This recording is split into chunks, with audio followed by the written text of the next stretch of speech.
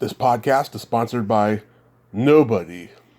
Hey dudes, welcome to Splat from the Past, the only 80s themed horror and sci-fi show where things can get totally radical.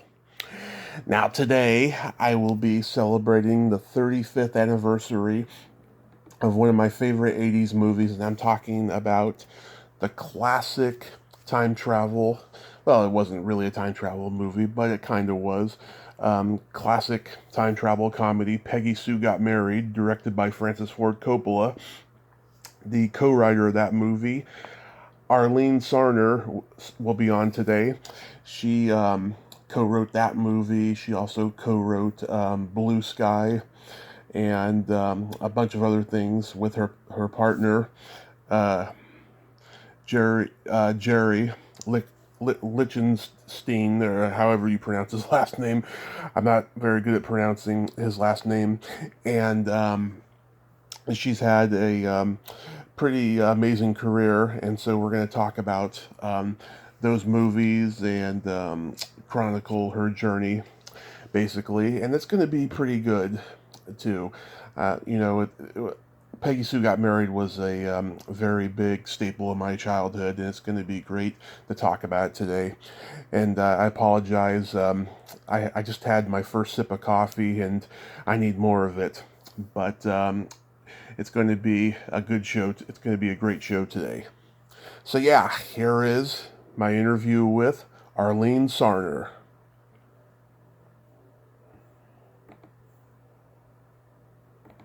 Hey Arlene, welcome to the show. Thank you, Tommy. Nice to be here. Yes, how are you today? Pretty good. Lovely day. Yes, it Usual. is. Yeah, it is a very lovely day. This is such a great honor. Thank you for taking the time today. Oh, sure. Very nice to be asked. Absolutely. So, going back in time, was writing always a trajectory of yours, or did you gravitate towards other things as well? I think I always did things that were around writing. And I think because I had such a elevated view of what a writer is, I think I never thought I could be a writer. So initially I was in advertising, and I produced radio commercials, and I had a PR company, and then I finally wrote my first dramatic piece, excuse me, that was a radio show in in Toronto for CBC Radio. And Wow. then it kind of developed from there. I wrote a little musical with my husband, and then we moved to LA, and we had been at a lecture in Toronto given by Lorenzo Music, who was a wonderful writer and Garfield. actor for the Mary Tyler Moore Show and Rhoda, and he was very encouraging. And so we moved to LA and worked with Lorenzo on a few TV shows, and pitched a show that we really liked. And I remember going into a network meeting, and the executive said, that's a really smart show. It's just too smart. You need to dumb it down. And I remember thinking, well, that's really an odd phrase. I don't really want to dumb things down. So we decided to write a screenplay instead. And that's how we got the idea to write a screenplay rather than continue to work on TV and develop a series for TV. And the idea came from, at the time, I was going through a really difficult divorce, and thinking at the time, what would I do differently? It was such a difficult time, and thought really wouldn't have my children if I didn't marry my husband, ex-husband. So that's how the idea developed, and the reason the idea developed. Wow. So, Lorenzo Music, of course, was Garfield. He was Garfield. He was Carlton the doorman on the Rhoda Show, and a wonderful, wonderful man, and a wonderful mentor to us and to many writers. Yeah. And the other thing I remember going to another lecture in Toronto, and another famous writer came to Toronto, and we heard him talk about it. He said, it's really interesting. In America, people talk about things that are larger than life. In Canada, you seem to focus on things that are smaller than life. Yeah. So I thought, I think, my comfort zone was louder and bigger and more American. So it was another reason we came down here. And the weather's much better than Toronto. Oh yeah, I've interviewed.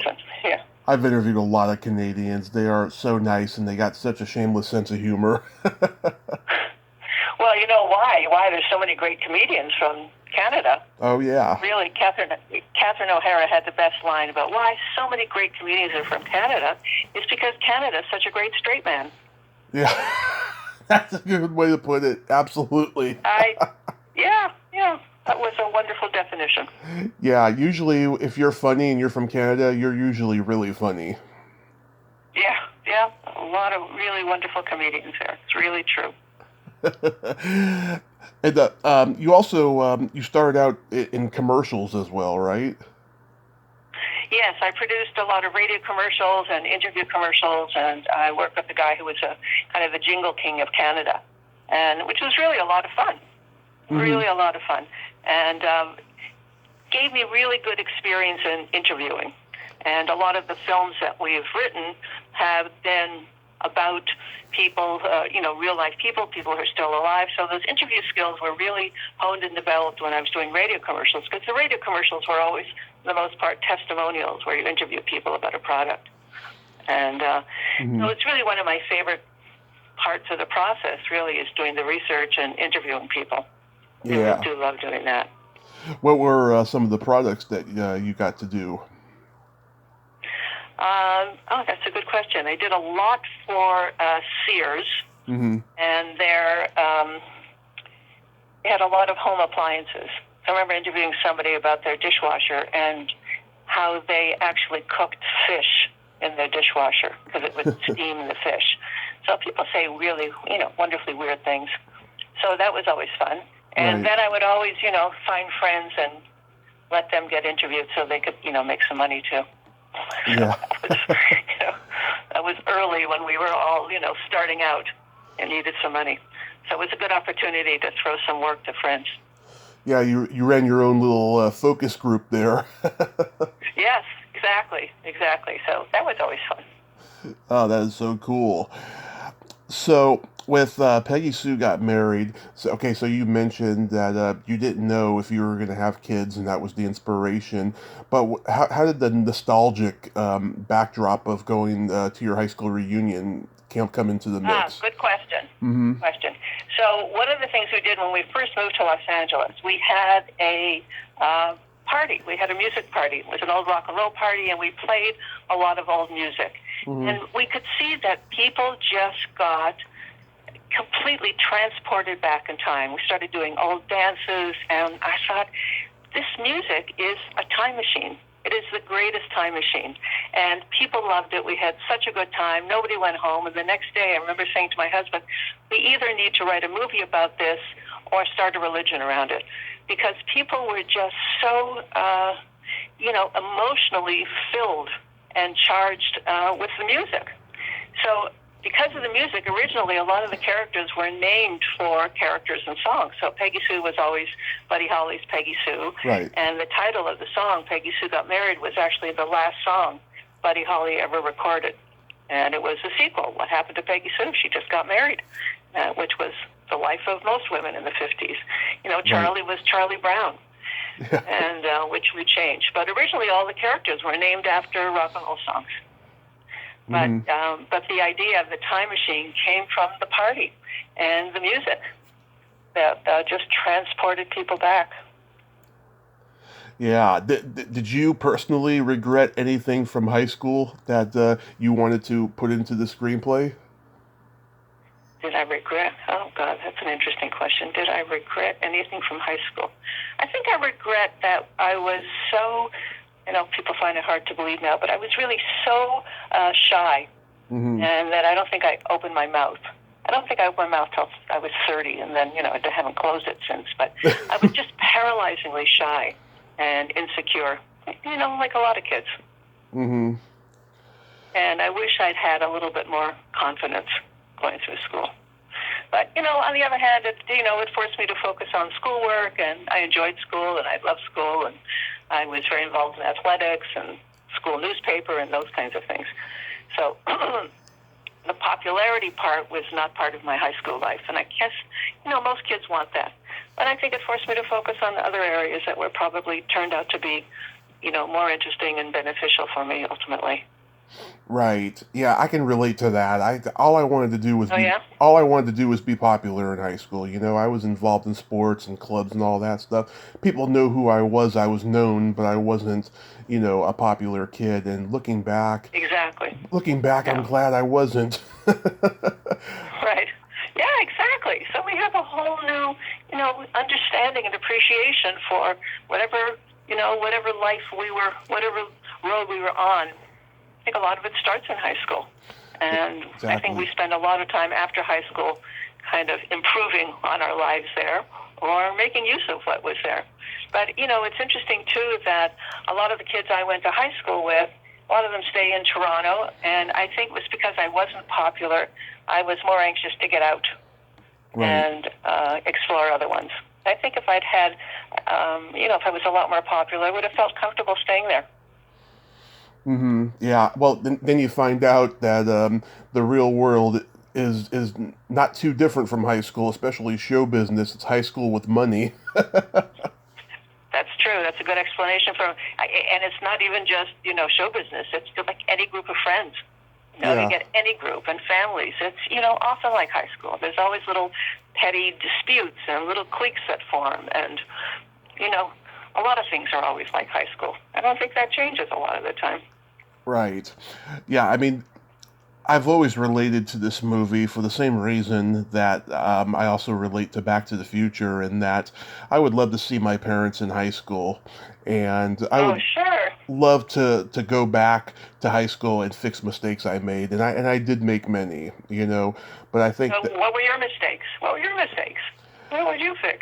What would I fix? Okay, so I would have cut back on the amount of girls I asked out. I had a reputation for being desperate. I thought every teenage boy was that way, but I found out a lot of people were creeped out by me in that department. It would be like that. It would be, I got suspended for a week, the last couple of months I was in high school, for something involving the internet, but I won't go into that. Um, there was just things like that I wish I could go back and fix. Yeah. Yeah. Yeah, I'm sure everybody has those. I'm sure everybody, if they have the opportunity to go back. And I think that's, when you mention how people relate to the movie, I think it's because it's a universal question. It's like this existential question you all have. What would you do if you could go back in time, knowing what you know now? What would you change?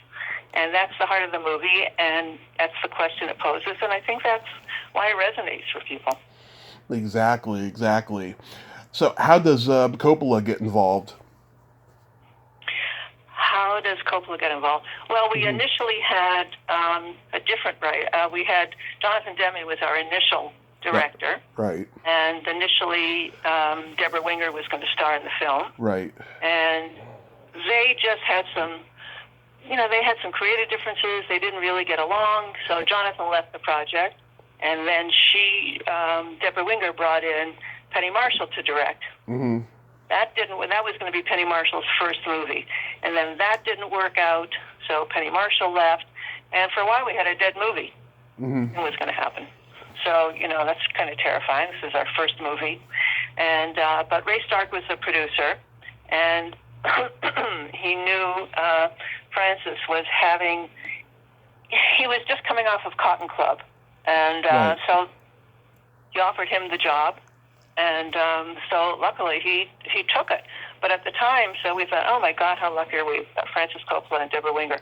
But at the time, Deborah Winger had she had fallen off a truck on the set of a movie. Huh. She had a really terrible back injury. So she wasn't going to be available for a long time. So she was out. So now we had a director and no star. So the studio said it would only make the movie if Kathleen Turner would star in it. So they asked Kathleen Turner, who wanted to do it, but she had to first do, I don't think it was Romancing the Stone. I think it was Jewel of the Nile. Jewel of the Nile. She had to finish Jewel of the Nile. So then, so we waited for Kathleen, and then we had a movie. So we were just thrilled. We thought she was really wonderful. She was a great choice. and I thought she did a wonderful job. But those stories are always such fragile enterprises. Yeah. Movies and putting things together and lining people up, and people come in and they stay for a while, then they have to go, or they get injured, or they have different conflicts. So, it's amazing to me any movie ever gets made. There's just so many elements that have to line up. Yeah. Never easy. But anyway, it was a thrill, certainly. The first time we went up to Francis's farm, and he was just starting, actually, to develop a vineyard there. Yeah. And, so, it's like he's like Falstaff. He's just such a larger-than-life character. So, it's just a thrill to be with him. So, anyway, it was a big thrill for us. We had a wonderful time doing it, and I think he did a really wonderful job. Yeah, I think he did a great job. I think Kathleen Turner did a great job. Were you happy with Nicolas Cage's casting? Because I know that a lot of people weren't, especially critics said that. Well, I think I had a problem with his voice when he was playing the older Charlie. Yeah. But, I've kind of grown to appreciate what he was doing. And, he's such a unique actor. Right. So I know that he and Kathleen didn't get along. I know that was more of an issue. Yeah. But I was fine with them. And they, later she wrote a book and there was a lawsuit. But, I wasn't really on set a lot, so I wasn't even aware of how much, what was going on a lot of the time. But I just thought he was like a wonderful, goofy character. And I think the important parts of the character, I think he really got across, that he was just so committed to her and just loved her so much. And he had puppy love that was developing into something much bigger. And I think he did a wonderful job doing that. Yeah. But, a lot of people I know didn't particularly agree. Yeah. Let's see. I talked to Lisa Jane Persky, who played Dolores Dodge. Oh, yeah, she was wonderful in it. Yeah, she told me, she was one of my earliest interviews 4 years ago. She told me she had a lot of fun with the movie, and she's very proud of it. Oh, yeah, she was lovely in it. That was such a funny character. Yeah, she was terrific. Yeah, she's great in everything. Her very much. Yeah. Yeah. I wonder why I always look for things for her that she's in. She's terrific. Yeah. To this day, my dad still sings, "She loves you, ooh, ooh, ooh." Oh, you're kidding. That's so funny. Yeah, that's one of the things one of the things he remembers most from that movie. That is funny. Well, what we've been trying to do for the last 20 years is we've turned it into a musical. Mm-hmm. And we opened in London, and we had sold out for 6 months, and we got fantastic reviews, but we opened 3 weeks before September 11th. So after September 11th happened, the show had to close because we were open in London, and close to 80% of West End traffic in London are American tourists, and nobody was flying. So it's just really been, it was such a heartbreak. We had to close the show.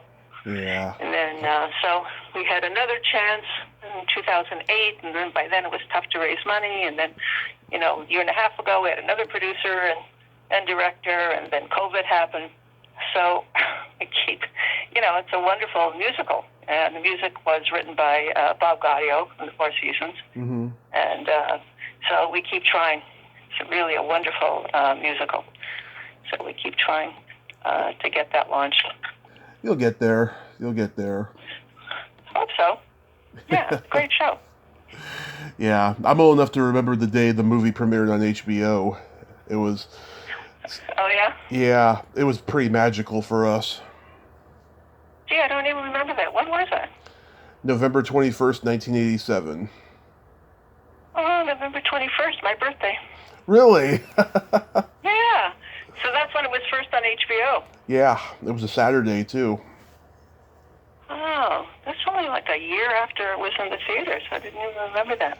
That's good to know. Yeah, they would usually release it a year later. A year afterwards. If it was a it was just on Amazon Prime, I know, like 2 months ago, I think. Right. If it was a multi-million-dollar blockbuster, sometimes it would be 2 years before it hit HBO. Right. Oh yes, that's right. Now I'm remembering. You're right. Yeah.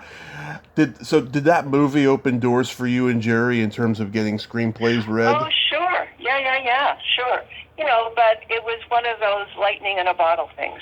We wrote the screenplay, we sold it in a weekend.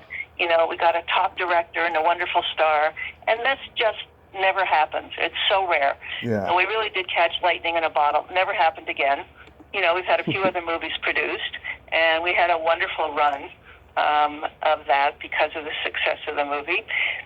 Developed a lot of movies, wrote a lot of movies, and most of them don't get made. And many of them had a focus in music, which is something we both love. Right. But yeah, I think it certainly did. We were like a lot of first-time writers. We were flavor of the month for a while, and it was really, highlight of our lives for sure, highlight of our personal lives for sure. Yes. How does Blue Sky come about? Blue Sky came about. How did that happen exactly? That was, excuse me, at Orion Films, and it was Mike Medavoy, who was running Orion Films at the time. We knew Mike for a while, and one of the executives, Michael Barlow, was a friend of ours, and they were looking for somebody to rewrite it, and we came in and pitched it, and I think that's how we got the job, and we had some ideas about how to do it, and Jessica Lange was just incredible in it. What the problem was after it was shot, and working with Tony Richardson was really a highlight of our lives. It was the last film he made. He was already quite ill making the film. And but once it was finished, Orion had gone bankrupt, so it kind of sat on the shelf.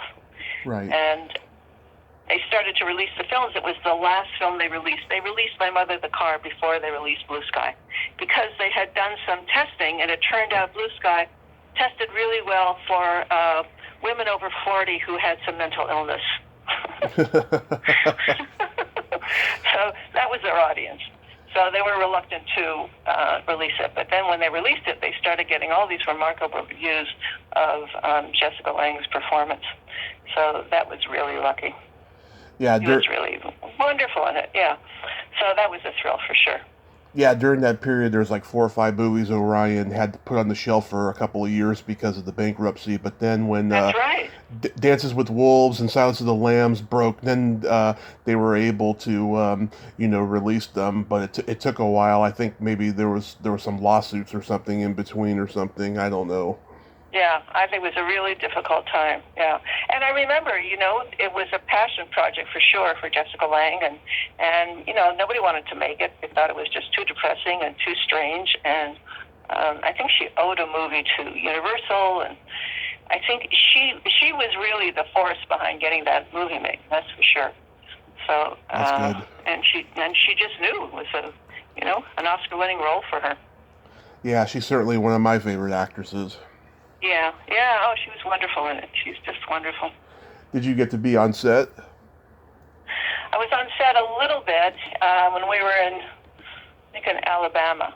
We were shooting a little bit. But I remember I couldn't be on set a lot. My father had just died, so I was just kind of not available a lot of the time. But yeah, Jerry, my husband Jerry, and co-writer Jerry was on set for a while, and I was on set for a little bit. And yeah, it was wonderful. By the way, how do you pronounce Jerry's last name? Lichstein? Leishling. Okay. Leishling. Yeah, okay, because I got it wrong during the intro, so I wanted to correct it. Oh, okay. Thank you for asking. Absolutely. Name. This is, yeah, he usually pronounces it Whitaker. Whitaker. That's good. You wrote sometimes he just goes by Brad Pitt. Brad Pitt. This Leishling is just impossible. Yeah. You wrote the TV biopic Ricky Nelson, Original Teen Idol. Yeah, that was fun. Yeah, was that a labor of love project? Were you a big fan?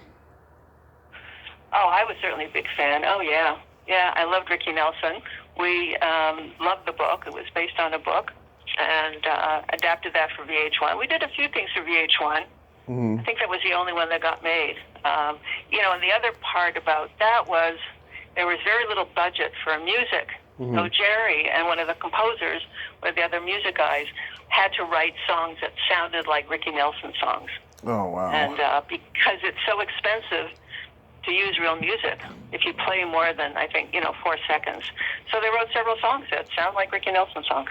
I think the only problem they got into, there was a scene where Ricky's wife was a painter, and they had a shot of the painting in the film, and they got, I don't know if there was a lawsuit, but they somehow got dinged for a copyright issue for showing the painting or showing a copy of the painting.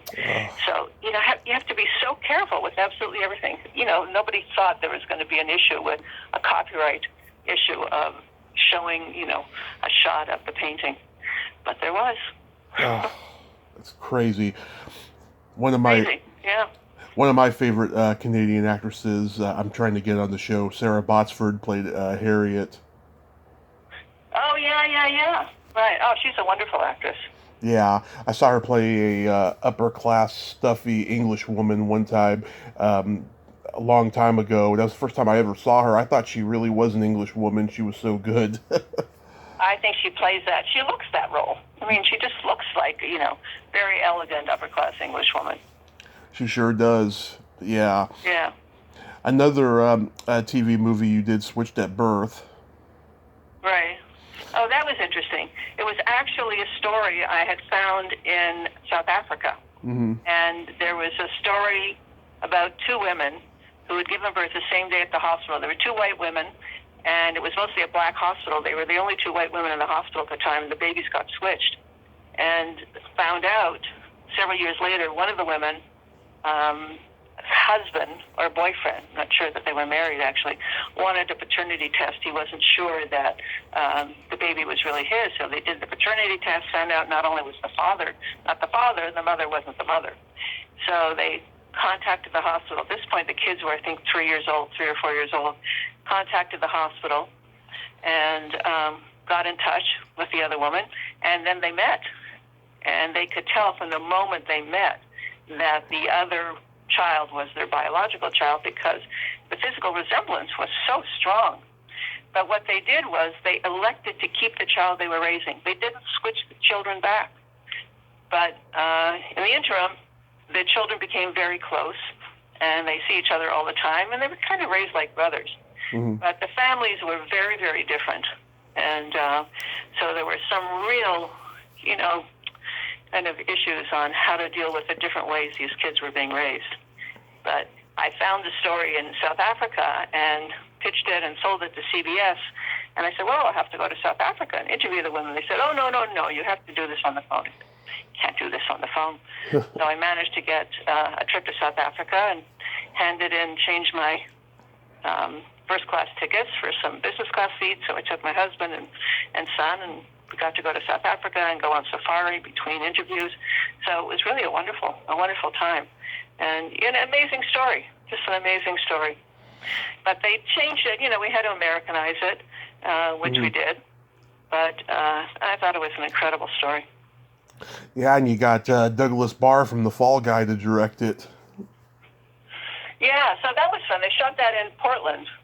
So I got to go to Portland for a while. That was really interesting. Yeah. Story. My friend Mary Mara plays Judy in the movie. Oh, yeah. Well, you know a lot of these people. Yep, I've been very lucky the last 4 years. Are you an actor as well? A little bit. I did stand-up comedy for 10 years. Really? Yeah, up in San Francisco. Oh, yeah. Yeah. And so, yeah, I was immersed in it, for a long time before I started the podcast, and then after I had a car crash, it set me straight, got me sober, and I started the podcast, and it's just been an amazing blessing for me. Yeah, how long have you been doing it? I saw, 4 years. Logged on to a few of them. 4 years. Yeah, 2017. Wow, good for you. So even before the pandemic forced everybody to examine these ways of communicating, you were doing it. Oh, yeah. And the funny part is, it's funny, I was doing so many a day, so many a week, for a long time leading up to the pandemic, but then once the pandemic hit, oh my God, everybody was available now, and That's right. people were recommending me to people. It was just a crazy year. But Oh, wonderful. this year since 2021 hit, I've cut back on the amount I do a week just to keep my sanity. Right. So how did you decided you wanted to focus on Splat from the past? Is that a particular interest for you? Well, Has it always been that? yes. So, okay, I've been an old movie buff since I came out of the womb. I mean, I was just born an old movie buff, and Like me, yeah. yes. And so I was going to horror conventions after I got out of the hospital from my accident because I've always loved horror films. And so I decided I was going to start a horror and sci-fi podcast. And after about a year or so of focusing mostly on horror and sci-fi, it got to a point where I met a lot of people who were not very nice in the genre, and I had trouble getting them Really? on. Yes. So I decided I wasn't going to limit myself. I was going to talk to everybody of all genres and musicians and comedians and so forth. And it's worked well to my advantage. I think so. You've got an amazing cross-section of people, that's for sure. Yeah. Yeah. I pinch myself every day. Wonderful. It's crazy. So I've never seen Julie Walking Home. How did that project come about? Oh, that was such an interesting story. So the director, Agnieszka Holland, had been trying to make that movie for a while, and it was based on the true story of a friend of hers who I think lived in Sweden, who had a son who was very ill with cancer, and none of the traditional Western medicine therapies were helping him. And the woman heard about a healer in Russia, took him to Russia, and saw this healer, and the kid was spontaneously cured, magically cured, which happens often. And then subsequently, the cancer came back and died. The child died. But Agnieszka turned that into a story, and I think it was originally written in Polish, and then she needed some French money, so she got some money from France and then had a French writer on it, and it was translated into French. And then, like so many independent, world-famous directors, they have trouble cobbling together, $2 to $3 million. So the next piece of money she was going to get in Canada, which meant that she needed to get a Canadian writer. Right. So our agents put us together, and we went to meet her, and I just, had so adored her and her movies and was such a fan. And she said, look, I don't have any money. And I said, doesn't matter. We've worked for a lot of directors and made some money, but for you, I'd work for borscht. And the next day, she came to my house with a jar of borscht. So I said, okay, I'm going to write this movie with you. And so it did. And she's just a wonderful, miraculous, brilliant woman. So it was an interesting project. I wish it had a larger audience. But, it's interesting that you mentioned it, because I went on Sunday back to a movie theater for the very first time to see a film a friend of mine had written and directed. And there was a preview of a new Agnieszka Holland movie. And it looks like the same story, only this time it looks like it's in Russian or in Polish. Right. So I think it's, had always wanted to do it originally. It looks like a very, very similar story. Nice. Anyway, It probably... it was a wonderful movie. She was just really a treat. That's like one of the best parts, getting to work and meet with these remarkable directors. Yeah.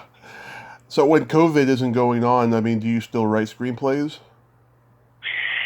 Not so much. I wrote one few years ago, 2 or 3 years ago, about Glenn Gould, and I tried to get made in Canada, couldn't get it made. Maybe you can get it made. We're really just now focusing on the musical. And I think the kind of movies that are being made now are not necessarily the movies that we write. No. So I just don't see, an audience or an opening for the kind of movies we write. But anyway, we're happy doing stage plays and working on musicals. But, everything is harder. Money is that much harder to raise. And, coming out of COVID is still, I think it's still a mystery what's going to develop and what's going to, happen. Broadway is supposed to open, Right. I think, in the fall. Who knows if it really will and if the audiences are really going to go back. But I hope so. But that's really been our focus for the most part. Yeah. Do you ever see a time when screenwriters will get creative control over the project as much as directors and producers? No, never. Not Yes. unless, which is, the reason the writers become directors. They just don't. Unless you're Aaron Sorkin, Yeah. unless you're like a super A-plus writer. So even Aaron Sorkin had to become a director to have full control over his projects. So, writers have a lot more control in TV. Right. The writer is really king in TV, but movies, it's just a really different animal. It's really director and producer who have most of the control. And often, in movies, writers are often replaced, and there's multiple writers. Different in TV.